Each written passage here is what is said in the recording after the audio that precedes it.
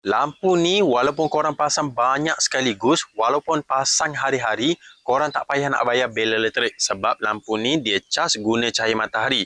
Waktu siang macam ni dia akan cas dengan automatik.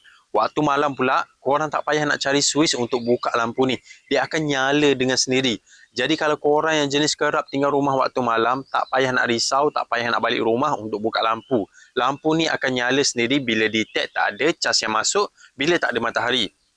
Yang ni lampu solar guys, lampu yang cas guna cahaya matahari. Yang model ni harga dia baloi tau, harga bajet tapi korang dapat lampu saiz besar, LED pula penuh bodi lampu. Kiri ada, tengah ada, kanan ada, atas pun ada. LED dia pula jenis pakai reflektor saiz besar. Jadi waktu malam cahaya dia ni memang cerah macam ni.